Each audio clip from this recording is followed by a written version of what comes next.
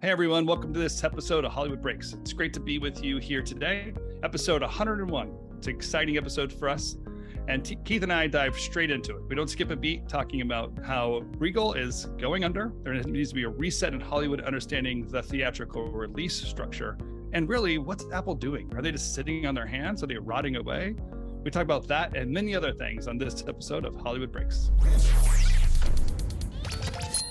Keith. Happy 101, Tim. Man. Happy 101. Wow, I can't believe we made it.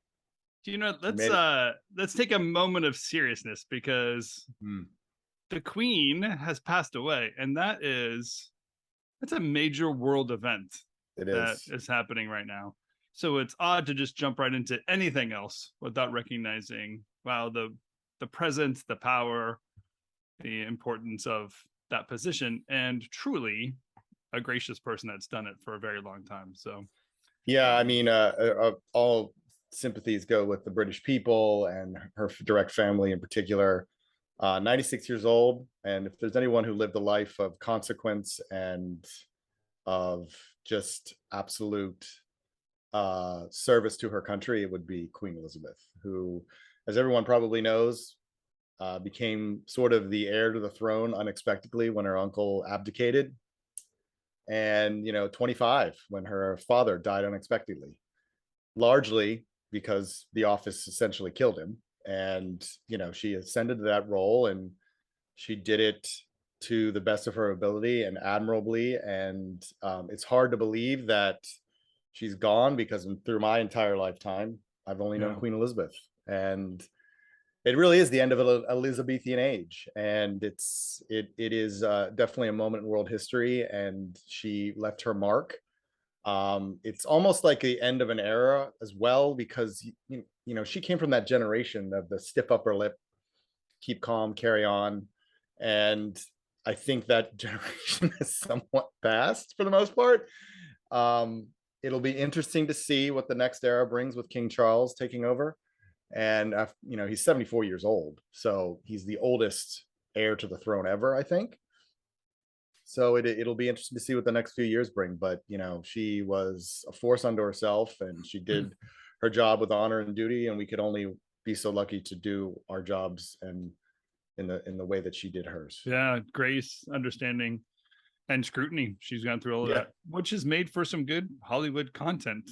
Yes, the way, there are some great movies about Queen Elizabeth. The Crown being obviously the foremost in your mind. The Queen was a great movie with Helen Mirren playing the role of Queen Elizabeth, about the death of Diana, and probably the crisis that she faced the most, to her vaulted opinion that the people of the UK held her in. It was probably most at threat during that period, but she recovered admirably. She always stayed above the fray, never really got down and dirty, always seemed to almost enjoy a lot of the parts of interacting with her subjects. So again, she did it with grace and honor, and her love of country, I think, is unsurpassed in the modern age. It's we all living on a career. We're all kind of pushing through a life. We all kind of have what we perceive as a calling, and to watch somebody, or to witness somebody, I should say, live out a purpose in such a long and important way, it's very interesting, because humanity is still true, right? Still all human, and therefore same issues and same scrutinies and same abilities that we have. So it's awesome to see somebody to that perfection. So many blessings to you in the UK, those of you are personally touched by this, but I think the whole world needs to recognize that. So pretty awesome historical event that's happening. And you're right, Keith, I think more to come. So welcome to Hollywood Breaks. It's great to be with you today, Keith. Thank you for your VisionCraft brew this week. I appreciate you sending me a special shipment. Yeah, of course, always happy to provide. I don't know about the rest of the people, but I get my VisionCraft brew via email. It comes straight in email, straight to my inbox. Into your email from the Founders Brew, right? You get the Founders Brew. Yes. Yep. And then I do. I get the Founders Brew version of VisionCraft is the the brewery, but right. I do get the Founders Brew. And the brewery's up here, Tim. Come on. It's my that's what I'm saying. Oh, Okay. did you think I was talking about the drink? Oh no, this is sorry. grape juice, Okay, man. got This it. is not Got no, it. no. All right. No, I got confused. Please don't be confused. But if people do want some Vision Craft Brew, it's really good. Oh, good. And full of it is flavor and and you get, me as a part of the deal too. So I mean, come on, it's full on entertainment package all rolled into one. No, I think I got the red carpet treatment when I signed up. But if someone wanted to sign up for the Founders Brew right now, you can do my website, visioncraftbrew.com. There's a way to sign up there, and you get a special access to one of my exclusive marketing strategy papers, how to think like Marvel. If you sign up through the website, you can also sign up through my Instagram, HollywoodBreaks_Keith, as well as looking for the Founders Brew on Substack, and you can subscribe there as well. And it's all free. I don't charge because I'm giving this as a peek into my brain for all you lovely people. So there's no charge to it. So feel free to sign up. And it's a weekly newsletter, and we tackle everything from culture, Hollywood, and even sometimes a little bit of politics, but not a ton. So it's a very interesting brew, as they say, of what we talk about on the show. But I also sometimes go beyond what we talk about on the show as well. So feel free to subscribe at any one of those outlets. Yeah, get the behind the scenes thoughts of Keith that leads to great episodes like today. Hey, so maybe I tried to break up the Queen dying and our first topic because I felt like they might not go. Someone might perceive me as saying, Regal going bankrupt and dying and the Queen dying as the same thing. I wanted to make sure there's no confusion there. Yes, that was smart. So thanks for the plug in the middle. Way to use my company as a segue in your show flow. Thank you for that. Between a Queen dying and a theater dying. Great. Yeah, well, and it's called Regal, so I didn't think that just in case. Yeah. Nice. See? Good catch there. I like that. It's really confusing. It's gonna be confusing. So Regal's dead, huh? The bankruptcy's real. It's real. I mean, when we talked about it a few weeks ago, it was in the Cineworld, who's the parent company, which is a UK company, I believe. The CEO had announced that this was an option on the table. They officially filed, and as reported by a friend of our podcast, Sean McNulty, on his newsletter this morning, they have, brace yourself, Tim, $4 million in cash on hand. $4 million. That's all they got left. That's not going to be a payroll. No, they're going to have. So interestingly enough, you bring up the payroll, because I guess what happened was the bankruptcy judge, they went before the bankruptcy judge, which is typically what happens. And the bankruptcy judge oversees the Chapter 11 bankruptcy to make sure, everything's running smoothly. Apparently, he said they had to go back to the drawing board because they didn't ensure that the employees were going to be paid. The bankruptcy plan that they had in place was to make sure that all the creditors got paid, because apparently there's a lot of creditors. There's something like 70 or so leases they haven't paid in months. They owe a bunch of studios money. I mean, they are a mess, and they're the number 2 theater owner in the country. So listen, I think they're going to come out of it, but I think they're going to be a lot less theaters. We're looking at a lot less Regal theaters, if in order to come out of this in the black. If you burn the popcorn vendor, it smells bad because you burn popcorn. Really bad, but you burn that popcorn vendor. It's not no gonna be theatrical experience. You're gonna have to go buy some of AMC's popcorn, which their CEO wants to start selling. Oh my gosh, that is a total mess. It's interesting to have this happening because last weekend, which we didn't cover, was International Theater Day. What was it called? National Theater Day. Yeah, National Theater Day. It was like $3 to go back to the theaters. Packed. Like standing room only kind of spaces for people. Yeah, it did pretty well. Which I think the heat wave on the West Coast helped get people into the theaters to begin with. Yep. $3 for 2 hours of air conditioning is a good deal, no matter what. Yeah. No matter what you're watching. No matter what you're watching. It doesn't matter. I watched Top Gun for the 50th time. It doesn't matter. You're cool. It was interesting. I was reading an article about how they didn't know how to keep score in the box office because it's usually dollars, but then who reigns when it's $3 a person no matter what, and Yeah. every theater is full, so body count or something like that. And I thought to myself, wow, this is the problem we're having. Like then we have some success. Like, wow, which one do we count? All the money we made or all the people that showed up here? How do we know who reigned? They're like, how about we just put it on pause for a week, call it National Theater Week, not care who reigned in the box office, and pick it back up with Maverick probably back in first place, because that movie will not go away. No, and it's crushing it in all kinds of ways. And it's great for the movie itself, and I'm happy about Paramount. And Brian Robbins even came out this past week at a conference and said we're going to start releasing more movies theatrically. So this is good. There's a lot of good news in terms of the studios recommitting to the theatrical experience, Warner Bros. Discovery being one of them, Paramount now committing to releasing more movies. This is all great. The problem is I don't know if there's going to be any theaters because so many of Regal and AMC's obviously got their ups and downs because they're playing with the the meme stock market, and God knows how that's going to resolve. But I think, like I said, Regal will come out of this most likely, but it means that theaters that are sort of more rural are probably going to get the plug pulled. I think there has to be a moment where the studios have to realize that. And this is where I think the Netflix correction has come at sort of an opportune time, because it's now showing people that the streaming market isn't the end all be all, which is where a lot of the studios were chasing, and their parent companies were chasing it.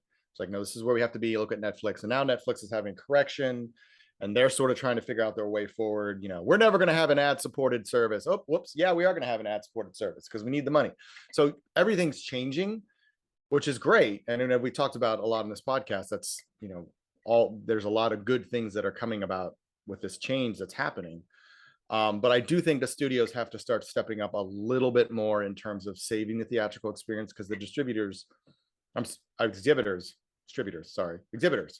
aren't going to be able to do it on their own. And, I mentioned this in my newsletter this week, Comcast, hello, the Philly suburbs have theaters that could use saving. This is an opportunity to take the downfall of the Paramount decree and, do some experimenting. I mean, it's not going to cost you an arm and a leg. You already got the product. You're just going to have to style up the theater a little bit. And guess what? Hey, you got a ton of people down in Florida who know how to entertain a consumer. So bring some of them up and turn it into almost like a amusement park. There's ways around this. Similar to El Capitan in Hollywood. Why not kind of something? And that I honestly think we're probably seeing that underlining thing we've been talking about since the Paramount decree went away, which is the studios can now own the theaters again, right? And get rid of that monopoly holding.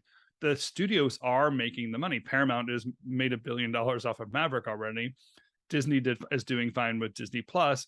But Warner Brothers has HBO Max. They're killing it in their own right sometimes.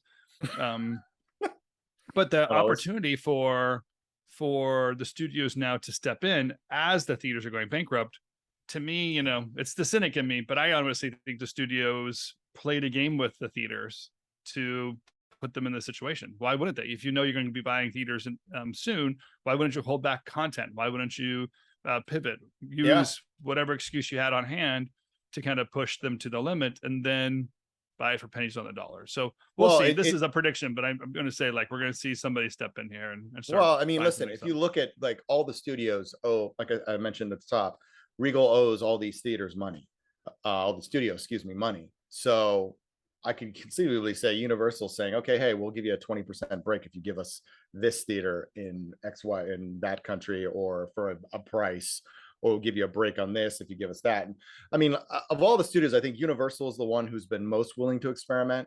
And, I think Donna Langley and Jeff Shell have been very smart about how they've sort of navigated this area. They've been committed to theatrical, but they're also like, okay, but we don't want the streaming service to completely collapse. So we'll feed it where we can, but there's still a theatrical commitment here that we don't want to just completely, put it in the back burner. But at the same time, we don't want to screw our partners in exhibition who have been loyal to us for years.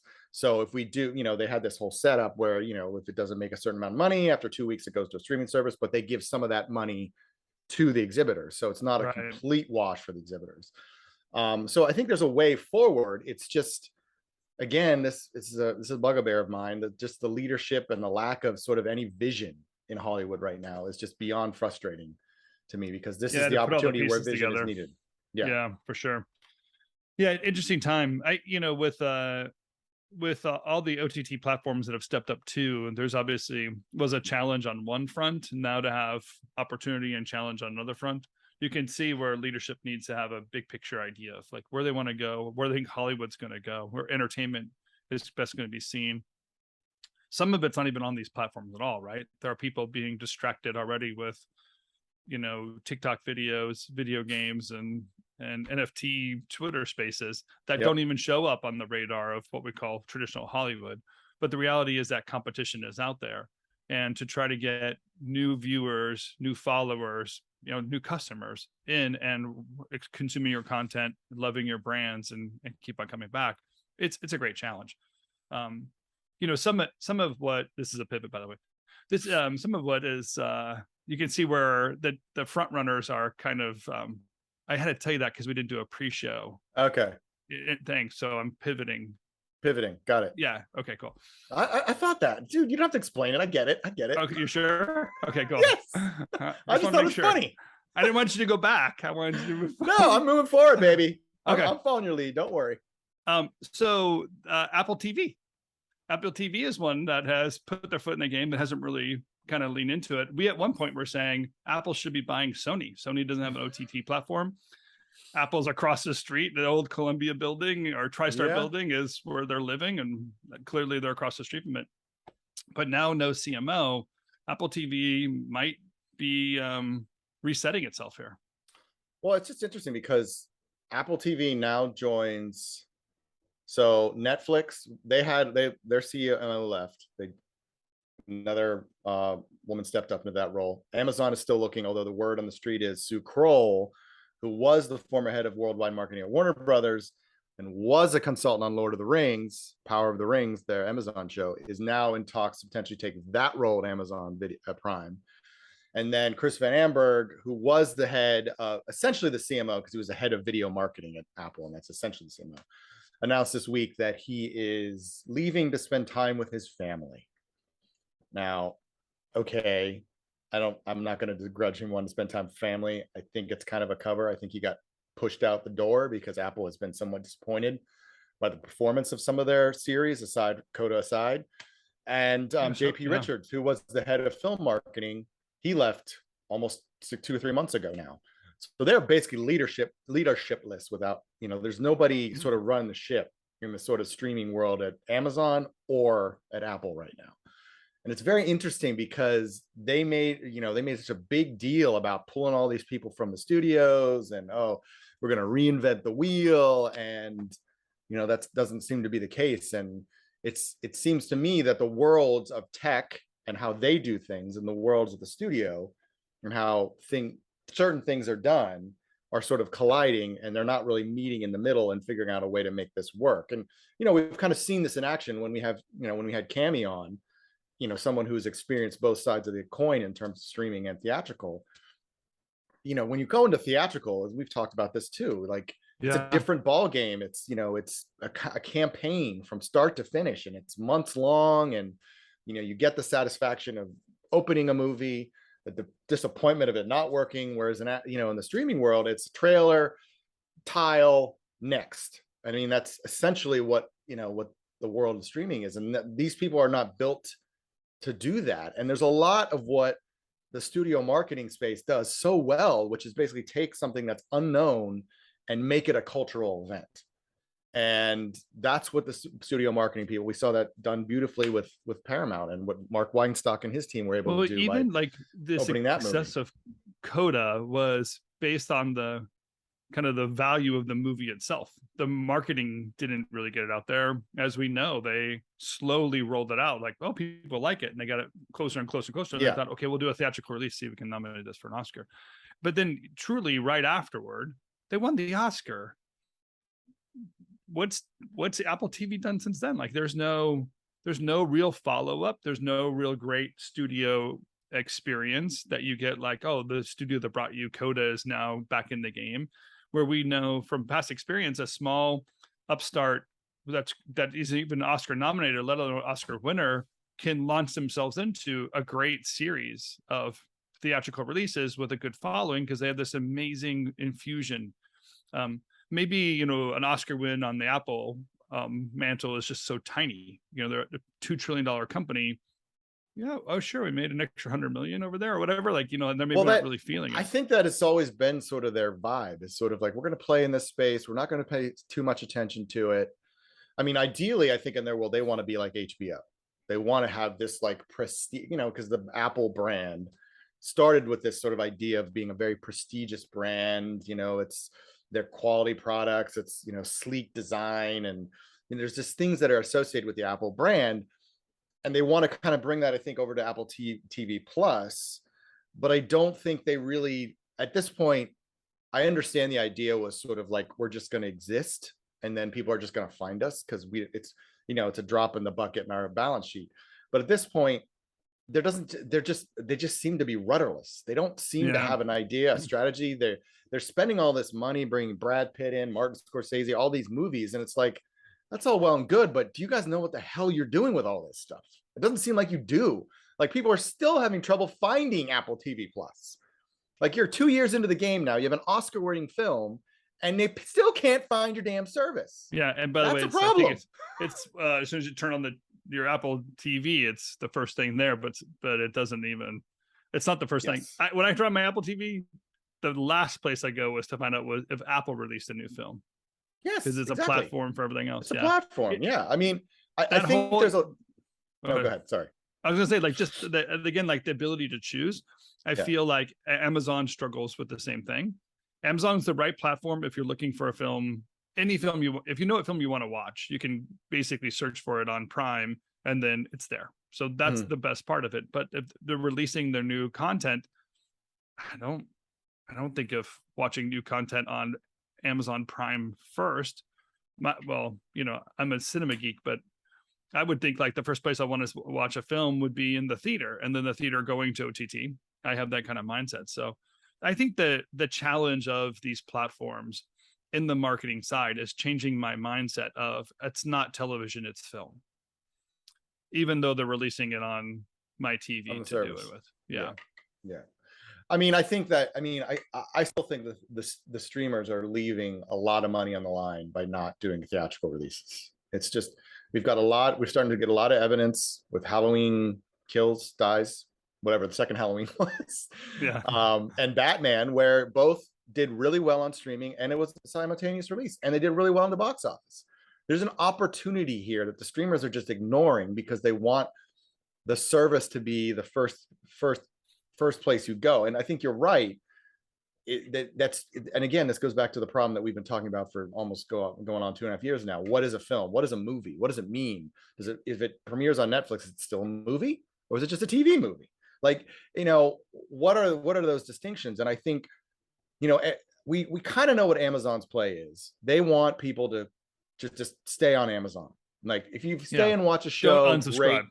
Don't unsubscribe. You stay on Amazon Prime. They're getting that money regardless because people use it for the 2-day shipping. You know, you've got all the services, you got Audible, you got all this stuff you can use on Amazon Prime. So I never expected them to be like, we are, 100% into this. This is what we want to do. It's all about, we just want you to stay on the platform, which I don't think is ever going to really be a problem for Amazon Prime because they just offer so much. Yeah. You know, when you look at Netflix, where it's more like, we don't want you to go anywhere else. We don't want you to unsubscribe. We want to keep you every month. But again, they're not making a lot of changes. Like, look at, the idea of binging. Like, they're still the only streamer that releases episodes all at once. And most of the other streamers are weekly now. And because they're trying to reduce the churn, but Netflix is like, well, this is the model we committed to. So again, it's like, there's a lot of things that they all have to take a look at to really think if this is, are we strategically moving in the right direction? For Apple TV Plus, I'd say they don't know what the hell they're doing. They don't know what they're doing. They're spending all this money, which is great, but where's the return? What are you getting out of this? Like, there's no sense to it. And, I think HBO Max is sort of going to figure out what they're going to do and how they're going to look and what the Discovery assets coming in, what that's all going to look like. So, they've had some really great successes over the last 6 months or so. So I think HBO Max is in a really good position. Paramount Plus has been doing fairly well. And I think, it's just a matter of what your strategy is and what direction you go. And then, Bob Iger mentioned at a code conference, he came out looking quite tanned and relaxed to announce something that I think it's good to be Bob Iger nowadays. Yeah, good to be Bob Iger. He came out and said, I don't think they're all going to make it. Well, yeah, obviously. I mean, I think the first one on the chopping block right now is Peacock. They are struggling. They don't have a lot of people. Come on, they don't Peacock. When was the last time you? Well, they made no money. They made no money, and I don't think they had any subscribers. And their broadband and their cable is dropping. So, I mean, Peacock's probably going to be the first one that hits the off button.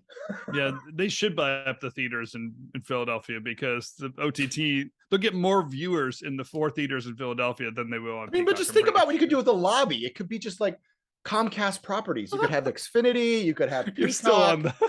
You could have you could promote the latest Universal movie. You could offer a package, a trip to Universal Studios in Florida or Hollywood. I mean, the opportunities are endless. Keith, save it for your pitch. Just start writing it in there. Walk into the lobby. Ryan Roberts, call me. Come on. Yeah, I can help you out here. Ryan, maybe we could just make a phone call right now. It's not that far away from your house. I don't know. Maybe I can get Donna Langley on the line. I know somebody who knows her. Yeah. See, right. Dame Donna Langley. I'm sorry. She was minted by the Queen, so she's now Dame Donna Langley. Don't be knocking her down off of her dameship.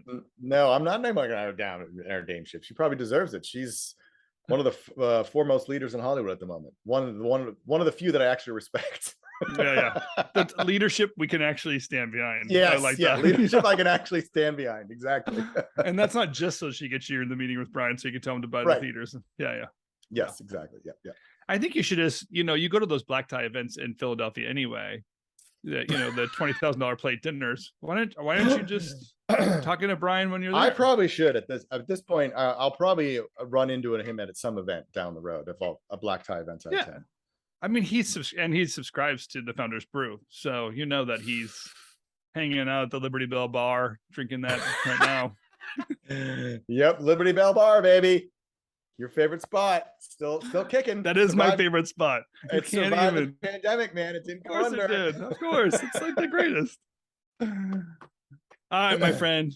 Well, thank you for wrapping it up this week. I think you pulled it together for episode 101, and without a pre-show. Look at us. Without a pre-show, I know. 100 episodes into it, and we can just riff. Although you did have to tell me to pivot. You were pivoting. I just wanted to make sure. I usually tell you I'm going from A to B to C. I didn't want you to think I was sticking with it. Well, I think after 101 episodes of us doing this, we worked together for almost 2 years. I think I can pick up on your cues, Tim, at this point. Okay, good. Yeah. If not, I'll have Lydia send you a message. Yeah, you can just have her send her me message. Just put up a sign pivot, and say, for goodness sakes. Pivot. Pivot 1. Pivot 2. I think I'll get the hint. All right. Well, have a great week, and keep the brew coming. I appreciate every ounce of it I get. That's what I do, man. That's why I'm here. And Lydia, Michelle, Connor, thank you again for pulling this together. Even though Keith and I didn't pregame a little bit here, you guys can edit this thing and make it really good. So we appreciate that. Great, you revealed our secret. Have a good weekend. Yeah, you too. See you next week. Okay, bye.